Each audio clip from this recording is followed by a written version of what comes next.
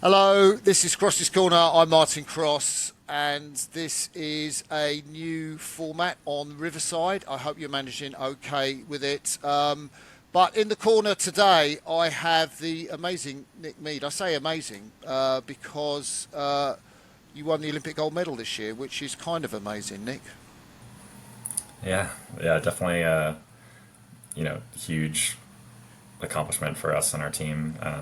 Happy to be here on Crossy's Corner. Definitely has been cool to watch, all the different legends of the sport kind of come through. So hoping I can represent the U.S. well. Definitely not as accomplished as some of the other people who've been on here, but excited to be here. Yeah, I know you're very understated, and that's very kind of you to say so in that way, Nick.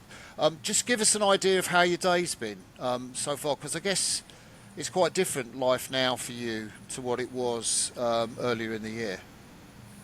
Yeah, today has been, didn't have to wake up before 6 a.m. I got married last weekend, so enjoyed some time off with my now wife. And tomorrow I get back to kind of the corporate lifestyle. But it's been nice having, a little bit of time off from training 2, 3 times a day. Wow, and that's Pauline, your wife, I think, Yes, that's correct. Yeah. and she still married you despite the fact you missed 6 Valentine's Days. Yeah. Yeah. We've actually, so Pauline and I met just over 11 years ago now. So we met as freshmen in college. And we got married last weekend on the 11th anniversary of our first date. So she's been through, the whole rowing lifestyle. She didn't even know what rowing was when we first met, but now is probably overly familiar with everything that goes on in the sport after so much time. From my own experience, I think that's best. My partner knew nothing about rowing when we got together, and it was the sort of the in between the World Championships and the off season. So that was when we got hooked, and then she Yeah, I found think out what life was like. yeah, they don't really know what they're getting into, so that's an advantage, for us in the early days of dating. And then two, it's nice to have someone who isn't, you know, obsessed or consumed by the sport every day that you can kind of bounce ideas off of, and they have a fresh perspective as someone who isn't constantly rowing every day. Yeah. So I think it's really quite interesting that you've been rowing for that long. I know rowing was in your family. I'm guessing, did your dad go to Princeton? I think he did. It's yeah. Yeah, he graduated in '81. He rode through college. He didn't have any sort of national team aspirations, and he kind of wasn't really following the sport for about 25 years until my brother got old enough to start rowing, and then he kind of got back into it. So I think it was really fun for him to kind of rediscover the sport through my brother and I. Most people in the U.S. you row in college, and then it's just kind of out of your life for uh, a long time, just because there aren't many opportunities to row here, kind of in a club system as you get older. Yeah. So I guess the dream, is like Princeton. You make the varsity eight, and then you get in the national team, which you did in 2017. We'll talk about that, and then of course, I guess the dream is then to go to the Olympics, which you did in 2021. Yeah, I think there's some athletes who always dream about going to the Olympics, and that's kind of the goal from day one. For myself, I didn't think I was capable of that for a long time. So, the first goal was making my high school varsity, and then getting recruited to college, and making the college varsity, and kind of things sort of fell into step as I went along, and it kind of took other people in my life, including my college coach Greg Hughes, to encourage me to go for the national team, because I think I didn't really believe in myself maybe as much as other people around me did. So that's quite interesting. So self-belief is quite a thing for elite athletes. It's one of the components of mental toughness. So how was your self-belief waxed and waned over the course of your rowing career? You talked about your coach there, Greg. So just give us a sense of how you've worked with that. Yeah, I think it's something that the guys in the four and I have talked about, that the people who make it really far in the sport have this strange mix of being both really insecure about not doing enough, not being good enough, not training hard enough, and this confidence that you can line up against anyone and beat them on any given day. And I think that is true of myself, where I always felt like there are people out there who are better than me, or even on my own college team with guys like Tom George and Tim Masters, Oh wow. who I wanted to, you know, get to their level, and so I was always trying to do more and figure out what they were doing and how they were being coached. But then, at the same time, kind of this sometimes unearned arrogance on race day that doesn't matter who's in the other boat. We are confident in ourselves, and then we can beat them. So definitely, I had early success in my local high school rowing area in Philadelphia, and then kind of each time I took a step up, I would discover that there were a whole another group of people who are way better than me, and so you kind of have that confidence build, and then get dropped back down, and then Yeah. realize you're gaining on them again, and then get dropped back down when you go to the next level. So, and I think that's true of my national team experience as well. I didn't do well at the junior level. We came in seventh or something in the eight in the U.S., which isn't a great result. And then U23s, we came in 10th, which was this huge disaster. Yeah.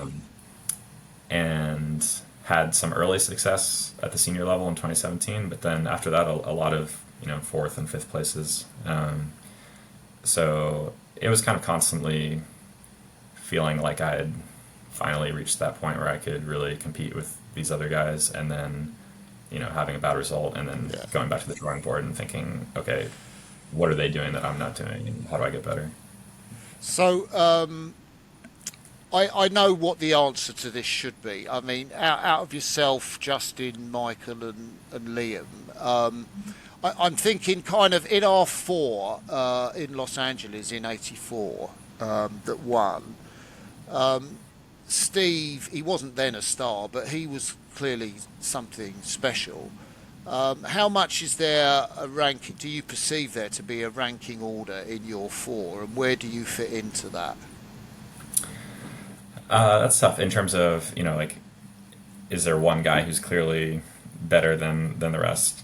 It's I would say Liam definitely has the most consistent success, especially in stroke seat, at the international level. But I do think Michael Grady is really kind of underappreciated in the international scene. He sits right behind Liam, and he's a really, really skilled and strong rower. And then Justin, physiologically, is probably the best athlete in the boat. He's really light and really, really fit, and rows well too, and has experience in small boats. Myself, I definitely had the most up and down results, and had been at it for the longest. So I think what I brought to the table was more just I've seen how it can go wrong, Yeah. and I've seen how it can go right, and so kind of bring a little bit of experience there. Yeah.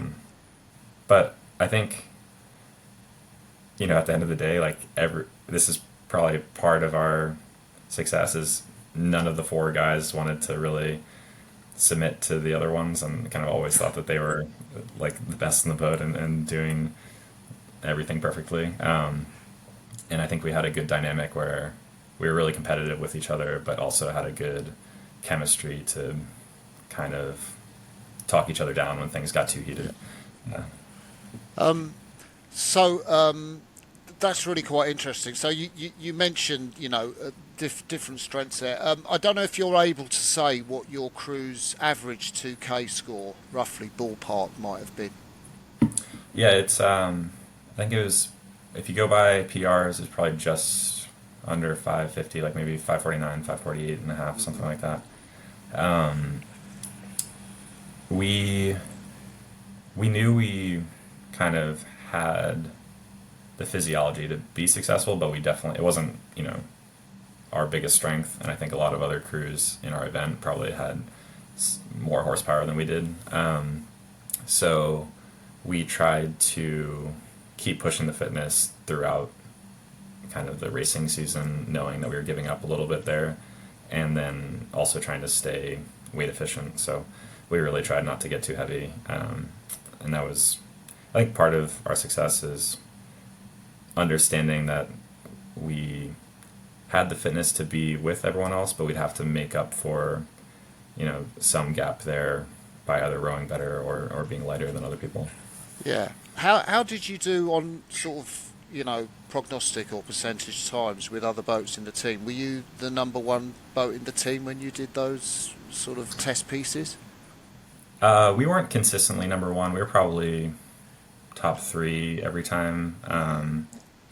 The men and women's eights, actually, I think were consistently highest prognostics. Um, oh, did I lose you there? Yeah. Sorry, I lost you there, but I think we're back together. Yeah. Okay, great. Yeah, the men's eight and the women's eight were probably consistently towards the top. And then we'd kind of come in there with the men's double and women's double. Sometimes we'd be first, but usually like top five. So I think that in previous Olympiads, we did not do test pieces with other crews. So,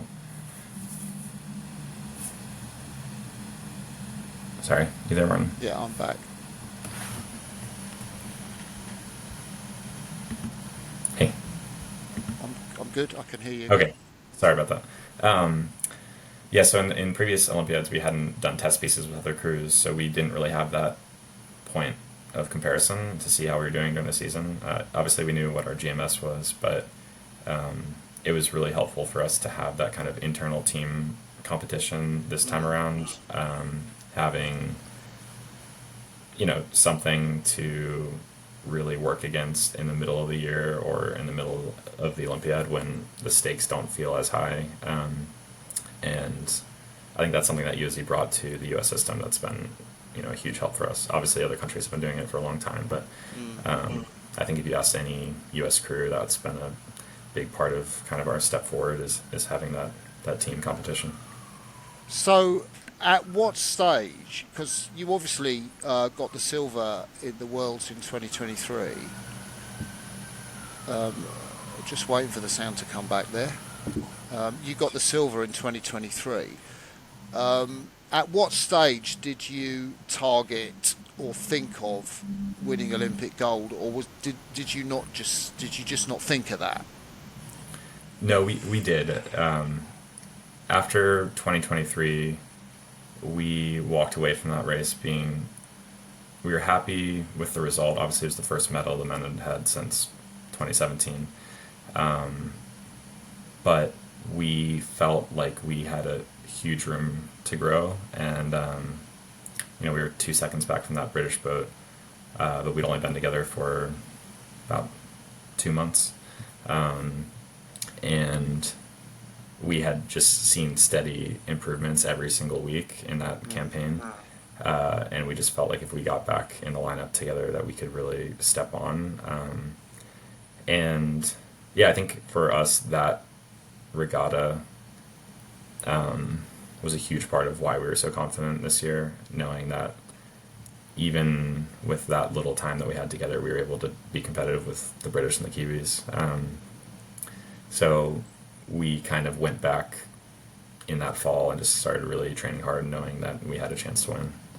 Yeah, you mentioned there that was the first US men's medal since 2017, which seems ridiculous really when you say it, but I want to come back to the difference between 23 and 24, but just to give me a sense, like how big a deal is it for US rowing / US sport that you guys won the gold in the four? It it's been I don't think anyone, even Yosi, kind of expected to come out of Paris with a gold medal. And it's obviously a huge testament that things are going better now than they have in the past. And I think we're all hopeful that it will mean more focus from the U.S. Olympic Committee on the sport, more younger kids kind of coming into rowing in the United States. And, for the four of us, we grew up watching YouTube videos of the 2004 men's eight training. We can name every guy in that boat and what college they went to. And so we're hoping that in the same way, like there's going to be a next group of athletes coming up watching how we trained and what we did and having confidence that Yosi and Casey and the U.S. system as a whole is healthy enough to produce results. It's hard in the United States where there's both an expectation that we're going to win every time and not really a history of doing that. And so every time we came away from an Olympics without a medal, it was a huge disaster, even though it was pretty much on par with the previous Olympics results. So I think finally kind of breaking the streak with both our gold and the men's bronze is going to kind of take a huge weight off of everyone's shoulders leading into LA. Yeah, I mean that sort of sits well on Yosi's shoulders. I just wonder with the wider thing with US sport. I mean, I would imagine you can still walk down streets unrecognised and that sort of thing. Has there Yeah. been any recognition from the wider US sporting community of what you guys achieved? There has been, and especially, you know, the week after we had won, we got 100 times more attention in the media or on social media than any of the four of us had ever had before. And I do think there are videos going around of Americans watching rowing for the first time and watching our race and getting excited by it. And I think it's tough to kind of stand out in American sports because there are so many hugely popular sports here, and rowing is probably the 20th or 25th on that list. But it really does help our sport when we have a winner because I think American media kind of only really focuses on the people who come home with gold, for better or for worse. And so, like, our win definitely was in the news, was on social media everywhere. And that has faded in the last month or two since the Olympics have kind of faded themselves. But I do think as US rowing ramps up for LA, that memory will kind of be more at the forefront of people's minds and hopefully get more viewership for rowing in LA.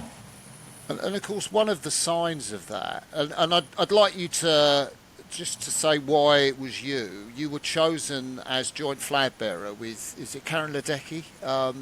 Katie Ledecky. Katie Ledecky, sorry. The swimmer who's won, thousands of Olympic gold medals almost. Yeah. I'm paraphrasing there. Yeah.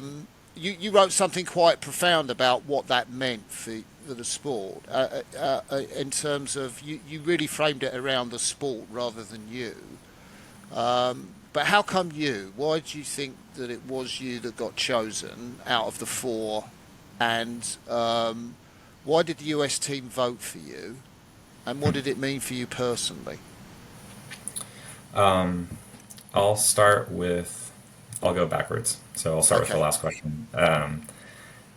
It was incredibly overwhelming because I never thought, this could happen for me or for a rower in general in the United States.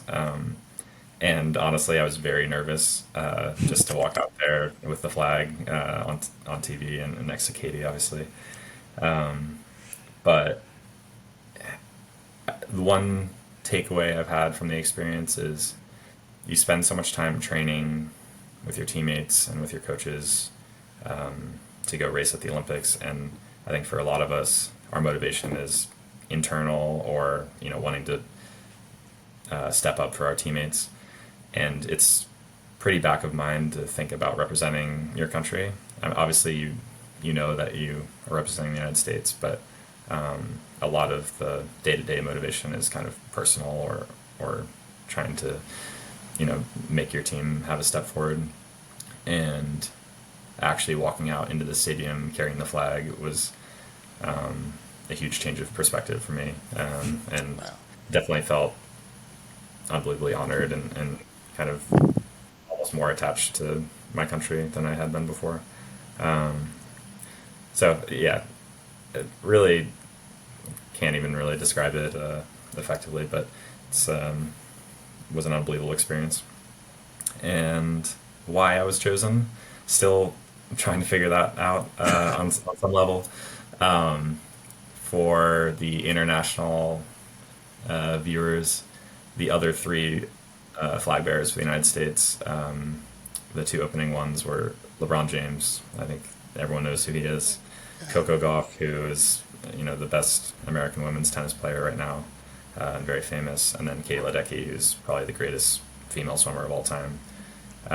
So on an individual accomplishment level, I'm way, way, way below all three of those athletes. But I think my selection was in large part because I represent a lot of the athletes who are like rowers in the United States, who don't have a lot of spotlight on them, and are still doing the same level of training, but they don't really have any attention until these 2 small weeks in the Olympics. And I think actually the vast majority of Team USA is are athletes like us, and I think them voting for me was in a way to like kind of encapsulate that yes, the Olympics are about these star athletes, but it's also about a lot of people who are training by themselves or in remote areas around the country, who are kind of doing it not really for money or for fame, but just because they really love their sport, and want to see how far they can go in it. Um, Yeah, well said, well said. Um, to take you back to the rowing for a while, so I remember, your crew in 23. I think the first time I saw you was you raced in Varese, where you were third behind Britain and Australia. Can't mhm. believe what happened to Australia that season. But technically, obviously you worked with Casey Galvanek during the that part of the season from Varese to Belgrade. Um, how much were you doing the same thing technically in 24 as you did in 23, or what else were you working on? I remember you being very snappy, very direct on the front end, very cohesive as a unit. There was a sort of nice rock at the back, but it looked, I'd say it looked typically American in the way that it was, front end. Yeah. Yeah. So, what could you say about that, Nick? Um, I think Casey's vision of how he wanted us to row was always consistent. It was more that it took a long time to get us to kind of fit that model. Mm, So I wouldn't say that he's a coach who really is just always hammering, you know, get the blade in and get on the suspension immediately. He's not a super front end focused coach, hmm but I think when he first got the four of us together, um, his big focus was we're rowing too short, and we're missing water at the front. He wanted to address stuff on the back end and the recovery, but he felt like the biggest opportunity for improvement was there. So the first, in 2023, that first part of the campaign, that was kind of what we were focusing on for the most part, and probably the easiest changes for us to make, because, like you said, most American crews are thinking about the front end more than the finish, and for the most part, we were just pushing length in that first year. And Casey is very, he likes to use the peach to kind of reinforce Yeah. that we're hitting those angles.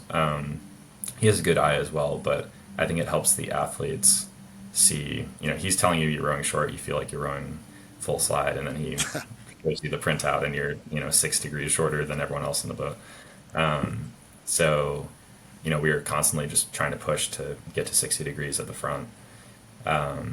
And I think obviously that was good enough to get us in a medaling position in 2023. But just like the athletes felt like we had a lot of room for improvement. Casey also kind of came away from that summer thinking, okay, we can now just start cleaning up everything. And so for, this past year, he did spend a lot of time talking about getting the suspension at the front, but also holding it through the stroke. And Yeah. his emphasis was on making sure that the legs and the body and the arms are still all engaged right at the end of that stroke. It's not as Okay. segmented as American crews have been in the past, where it's legs down, back, then arms.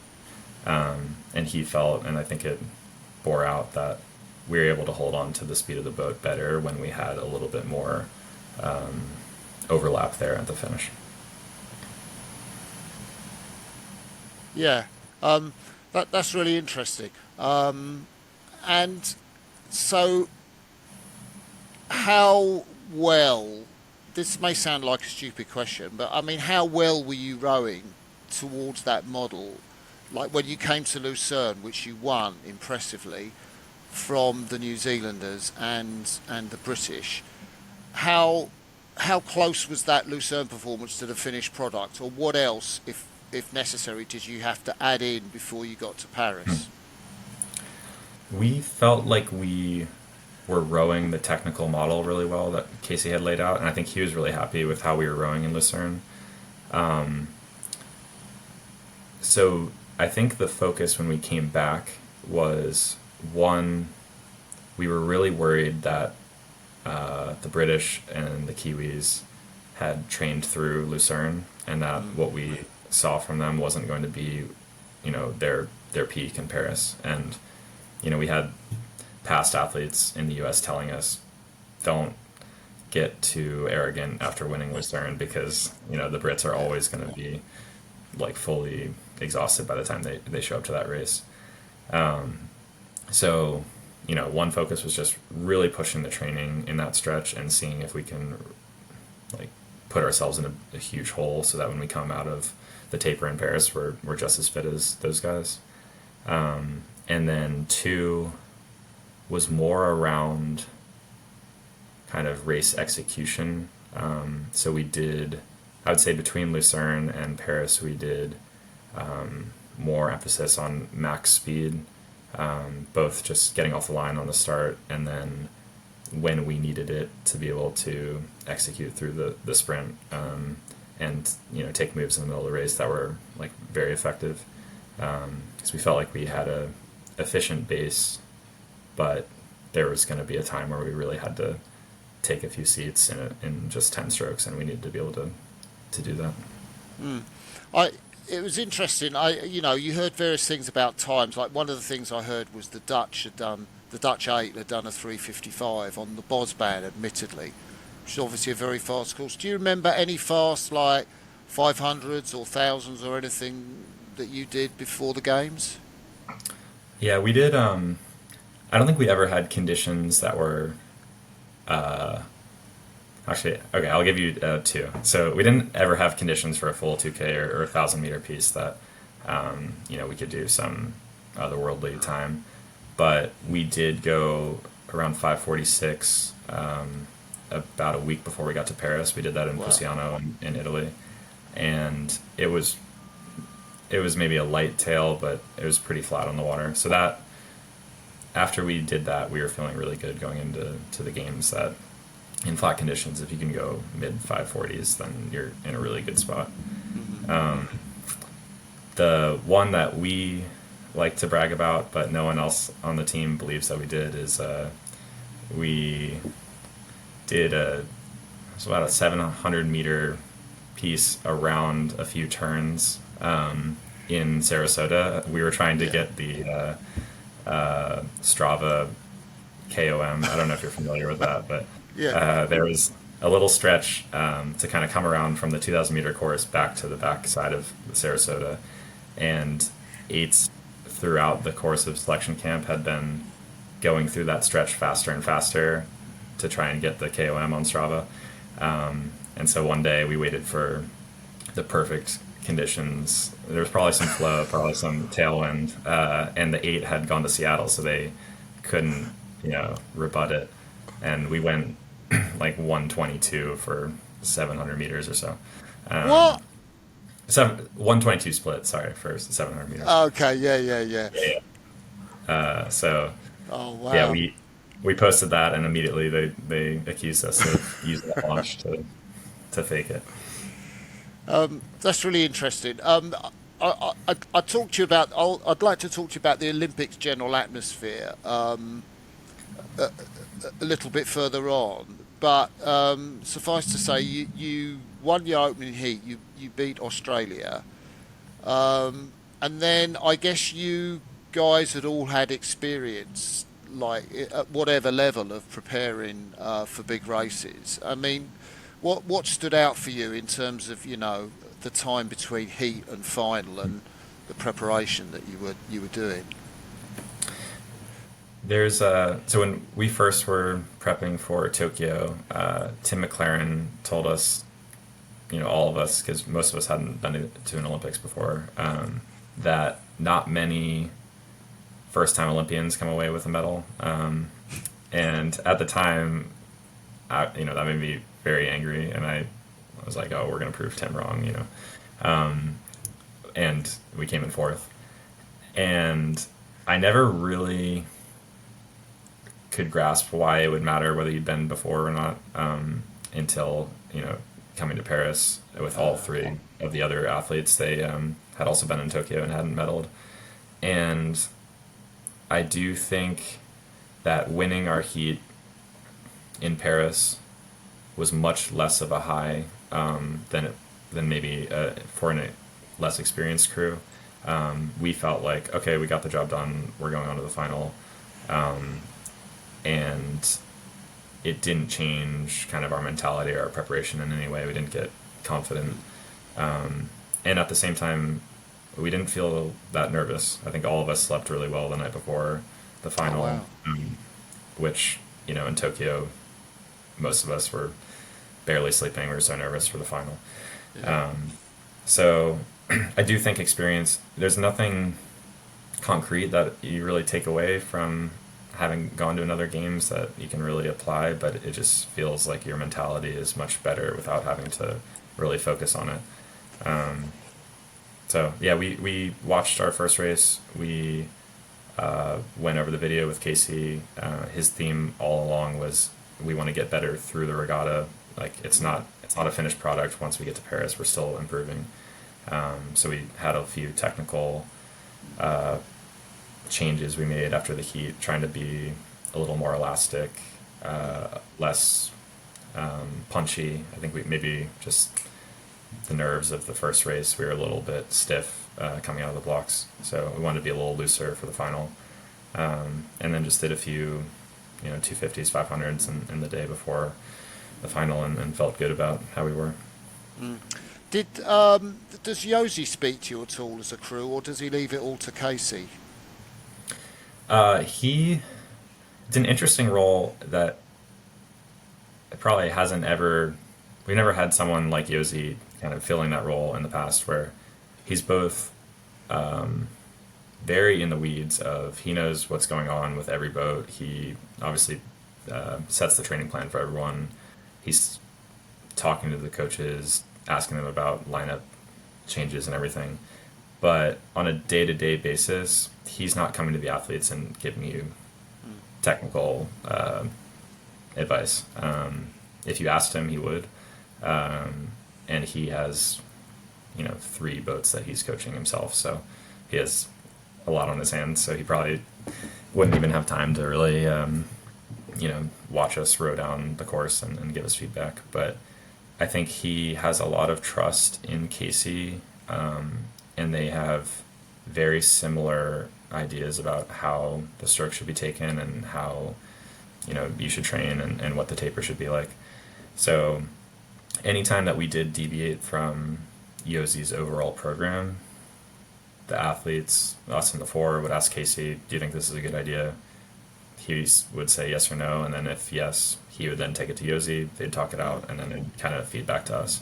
So it's a really collaborative environment between the coaches and the athletes and the director. That's really interesting. So I guess athletes always say you have to focus in your own boat and not on anyone else. So I guess that's the plan for the final. Was there anything about the New Zealanders or the British that you kind of put in there? Yes, definitely. I think we'd spent the full year between 2023 and 2024 thinking about the British, and kind of planning against them. Um, we spent a ton of time trying to row more efficiently because we'd seen how they'd walked through us Yeah. in the middle of the race, and we felt like we could beat them off the start and could probably sprint through them, but we needed to be able to match their speed in the middle. So that was kind of our focus the whole year, was how to take them down. And then after Lucerne, they didn't have a great piece, but we still felt like they probably would be the biggest competition in Paris. And then after the heat, I think we really understood that it was going to be the Kiwis. And they, we kind of, in the US, we have like not a fear, but an apprehension of what they're capable of doing. Yeah. We've seen them kind of just somehow hit the peak exactly right, for every single race that they needed, and especially after they beat us in Tokyo, coming out of the final qualifying regatta, we just knew that they had steps, for each race in the regatta that we needed to be ready for. So, in terms of strategy, we knew that they were going to hit us with some big move in the middle of the race, and we thought it was going to be in the second 500, honestly. So we thought we could get up on them on the start, and then they were just very, very fit. They'd have something in the middle for us. We didn't expect it to come as late as it did. I think we kind of held margin on them Yeah. until the final 500, and then right with maybe 550 to go, they really took 3 seats back incredibly quickly. So, it's you always plan for one thing and then something else happens. I think luckily we had been working on our sprint quite a bit in the last month or so. So even when they took that margin back that quickly, we still had a couple more gears with 300 meters to go to kind of squeeze out a seat or two. So what's going through your mind there? I guess you're focused in your boat and your stuff, and you've got gears to go through. Is there any sense of worry or bother or concern, or are you just like tunnel vision? I have a bad habit of looking out of the boat quite a bit, so I'm fully aware of what's going on, and I'm trying to communicate that back to the guys in front of me. And I myself felt confident in where we were. If you'd told me you're going to be 500 to go and you're going to be even for the lead, I would have taken that any day. Um, Ah, because I do think in Lucerne we didn't really do a full sprint, partially because I don't think the Kiwis really did their full sprint either. So we thought that we could push out if we really needed to. Um, but Liam, to his credit, right when the Kiwis made that move, he made a call from stroke seat. Um, Basically, we have to take seats right now. And we got maybe a seat or two after Liam's call. And that gave us a little bit of breathing room so that our sprint wasn't so frantic. And we were able to kind of yeah, hold on more. yeah. And crossing the line, you felt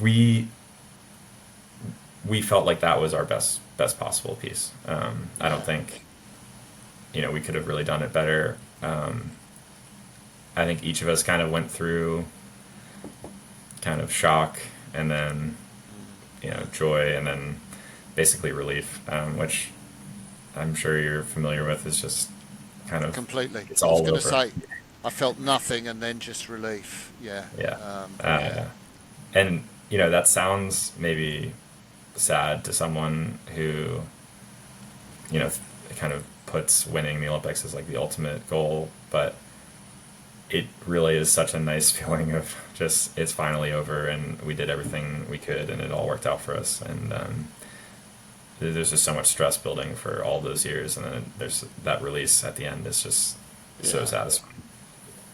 So this is what I understand in terms of. So I'm now going back to look at the general US rowing structure. So you've got four guys that essentially for most of the Olympiad worked and they trained around the working before and after. Hmm. And then you kind of, from like March of 2024, you kind of all gathered on the East Coast or trading camp, and then you were kind of full time athletes. So maybe you can tell me how accurate that is. That it's pretty close to accurate. So I think for a long time, the team was kind of all based in one central location, through the 90s and 2000s. Mm. And athletes did work, but you were all co-located in the same facility. So, you'd go away 9 to 5, and then you'd come back afternoon and you'd be training together again. This time around, because when Yosi inherited this team, we'd gotten a new CEO in the last year or two. Kind of all the coaches from the past who'd been with us for a long time were no longer with us. We didn't really have an official head coach or on either side, the men or the women, and no training center. So I would say this model of what we did was Yosi trying to make the best of a tough situation. And what he came up with is for about 6 months out of the year, you're training in your home location. You have to submit times and you have to follow the training plan, and people are checking in on you. But you don't have to be with the rest of the team. And then in the Paris year, basically from January 1st until Paris, you were on the road together. So the entire team went to Colorado for altitude. Then we came to Florida. We did our selection down there, and then we left Florida maybe mid or late March. Went to Princeton, trained up until we left for Europe. So most of us were working still at that point, either part time or a little bit less than full time, and that was all done remotely. So you still have that same kind of schedule of 9 to 5, but Yeah. you're just living in a residence in New Jersey or Florida instead of in your home.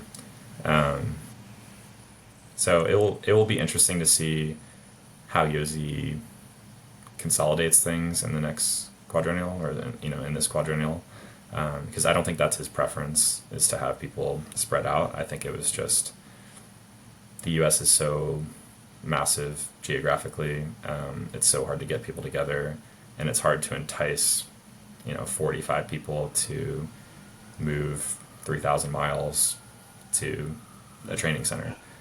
So you have to really convince them to go there and offer them some kind of hope to make the team. So as you were talking about that, I was thinking first of all a couple of things that this is kind of an ideal thing. Like you've proved it's still possible to work for a lot of the Olympiad and win a gold medal, which is obviously not the model in say like a country like Great Britain. And the second thing, I was thinking of, in terms of location, because I know three of the guys from the four were members of California Rowing Club, so they had a lot to do on the West Coast with Mike Tatey and Tim McLaren. And I know you were coached by Mike in 2017 when you got the silver in the eight. Where does that fit in with Yosi's system and anything? And how does it mesh? Yeah, I think in an ideal world, he would have wanted either me to be in California or those guys to be in Princeton during the year. Um, and I think, you know, I do think one of the unexpected advantages of this system, this decentralized system, is those guys in California are really happy. They love rowing with Mike. They love training out on the estuary. They have a life there, and work there. And for myself, I my now wife had been living in New York for the entire time I was in California, leading into Tokyo for 4 years. So I wasn't going to be able to do another cycle realistically if I'd finished Yeah. Tokyo and then they said, okay, we're back to California. So in some ways, I think it actually helps our retention a bit of having a little more flexibility there. And I do think there's some advantages of having, coaches like Mike who are technically a club coach now, but obviously has probably more experience than almost anyone in the world at coaching rowing. And so even when these guys are not directly under Casey or Yossi's supervision, they're getting world class coaching. Um, so I think it was. I don't think if you had told Yossi that this is what he was going to have to work with, he would have been Yeah. very happy.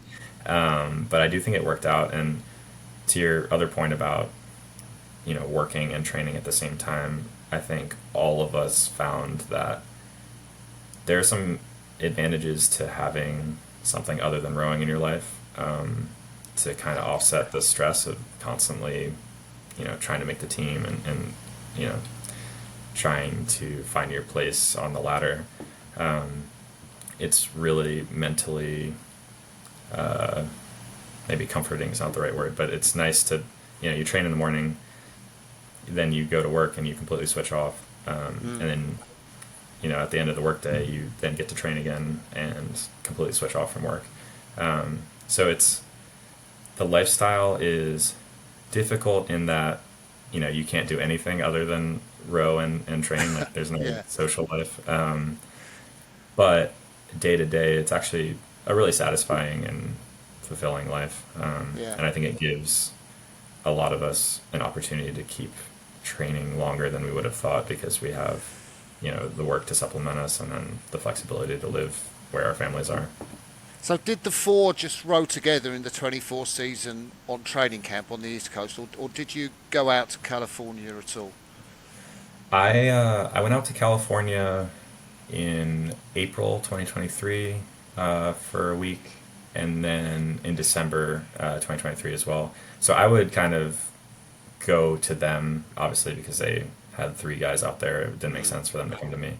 But kind of in that period where we had more flexibility to train where we wanted, I would go out there, row the four with them a little bit, and then row the pair with Justin a few times, just to kind of stay in touch with them and make sure that we weren't drifting too far away from each other technically. And when we came back together in February, I guess, we still, we were a little rusty. Like we weren't rowing quite as well as we had at the World Championships the year before. But I do think it was nice to not finish the World Championships and then just start back in the lineup again together Yeah. and do that for a full year because as much as you like your teammates and as much as, our chemistry was really good in that four, you just kind of, you need some time apart. You spend so much time with each other every day training that it's nice to kind of go back, reset, and then come back together to kind of for that final push of the last 6 months. Yeah. That's really interesting. One thing that I'm trying to understand is I saw your eight win silver. I cycled along with Mike in Sarasota in 2017, and I watched your training, and it looked really good. I'm trying to understand why you got a silver medal in 2017. It's like almost your first World Championships. And then how do you struggle to repeat that until 2023. So Mhm. although you're in the Olympic team, and you know you were very close to Britain in that race in Tokyo as you finished, but you didn't manage to medal. Is there any explanation as to why that might be? Yeah, I think that was, the 6 months after Tokyo. That was probably mostly what I thought about is, why was it so easy for us? I was 22 when we won that medal in 2017. And, then obviously it's spent 4 years and never coming close to that result. And I think some of the major takeaways are that there was so much internal competition in the Tokyo cycle at that training center in Oakland, and we were doing kind of everything we could day to day as athletes to just, you know, push down the people who are coming up below us and to like Mm. hold on to the guys above us and pull ourselves up. That I think it became unproductive by the end where we were just racing so much and competing so hard. And as a result, we weren't able to fully commit ourselves to the training Mm. as much as I think some other programs do. Um, I think you just can't do the same kind of volume if you're racing multiple times a week as what the British and the Dutch are now doing. And I think long term that hurt us. I think we gave up a lot of fitness in Tokyo to, especially that British aid. I mean, those guys were incredibly fit. Mm. But what I struggle with is I think that hurt us in Tokyo, but it also helped us years down the line for Paris in that all four of the guys, in that four, some of the guys in the eight had been through, what we'd been through in the lead up to Tokyo. And we all were really, really competitive and good racers, I think. So there was never any need to focus on how to race or how to attack the race or mental preparation or anything like that. It really was down to can we get fitter and can we row a little bit better. And I think the people who made it through the Tokyo cycle just kind of had that competitiveness always with them. It wasn't really ever going to go away. Yeah. Um, One of the things that I just wondered, you mentioned retention and the idea of being able to work for part of the Olympic cycle, helping that. What do you know about retention rates from the Paris Olympic cycle to the LA, which is obviously a home games, Hmm. from the Yeah, American sweep team I or the think sculling almost team as well? I think almost everyone in the eight uh, and the pair, and I think the double are coming back. I don't want to totally speak for them, but Yeah. that's kind of the sense I was getting. And physiologically, kind of some of our best athletes are in the eight and the Mm. double. So I think that bodes really well for the team. The four is more undecided, I think. Ah. I have a feeling, you know, some of us will be back. We'll see who that is. I think, I mean, especially Justin and Liam are still pretty young. They were 27, I think, at that Mm. race. Um, and Grady and I are 28, 29. So we're still in that age range where we can be competitive for LA. I think it's going to be a matter of if the rest of our lives are in order such that we can keep training. Um, so we'll see. I think retention rates will be much better than they were after Tokyo, like after the Tokyo cycle, especially because there wasn't really a system or coaches. A lot of people left and not many came Mm. back. After Rio as well, most of the men's team was gone. And when I joined that summer, 2017, there were maybe two guys who'd been to an Olympics Yeah. who were on that team. So we're in a much better spot than we were after those two Olympiads. Um, we'll see how it shakes out. Between now and LA, but I feel pretty confident in how things are going. I, I'm guessing you're not racing at the head of the Charles, but maybe you are. I'm actually racing in an alumni eight, so I'm not Oh, racing. everyone's doing that. Who's Yeah, in yeah. that eight then? The Princeton one, we have Tom, George, he's stroking, and I'll be in there somewhere in the middle. And then some good young guys who kind of have graduated in the last few years, and then some older guys. I think the Harvard eight and the Washington eight will probably each have 5 or 6 Olympians in it.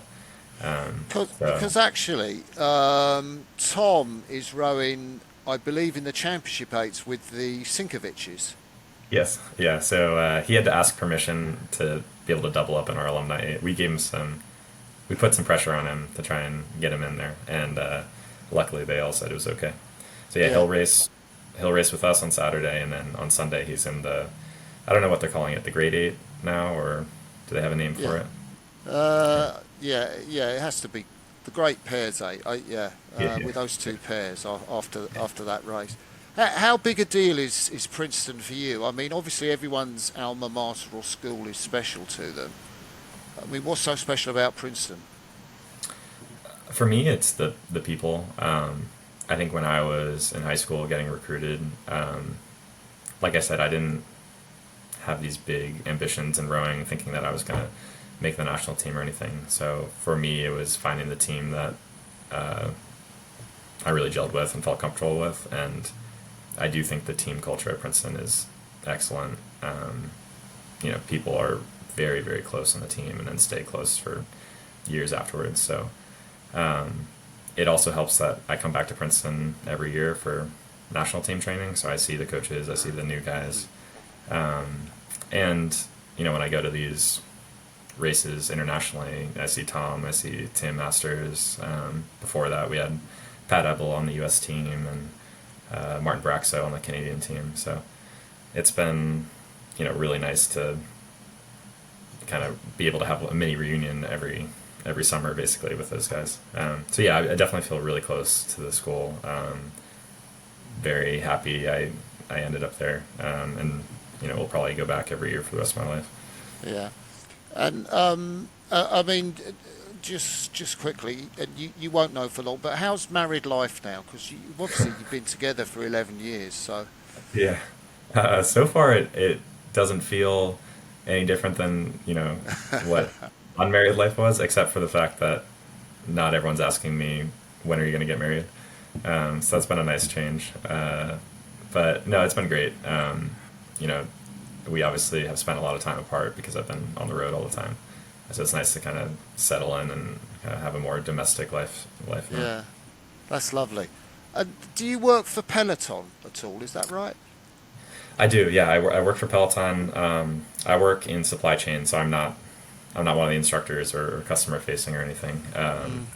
But they've been a great employer through the last few years. Obviously, they have to be really flexible with me on the road all the time or Mm. working from Italy or whatever. But there's also a instructor, Alex Karwalski, who he was in the Rio 8.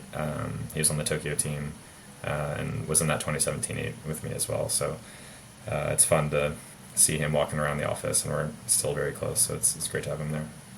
Oh, magic! And they're still the rowing machine for Peloton is still going. Yes, so he's a rowing instructor. So they have the rowing machine. It's similar to the Peloton bike. It's mostly it's the machine, but it's also a screen where you can see the Yeah, instructors kind of yeah, leading you through the class. So yeah, right. Well, Nick, it's been amazing talking to you. We've been going for over an hour, I think. I'm hoping this will upload successfully to YouTube. But I think we'll end the live part of this interview now.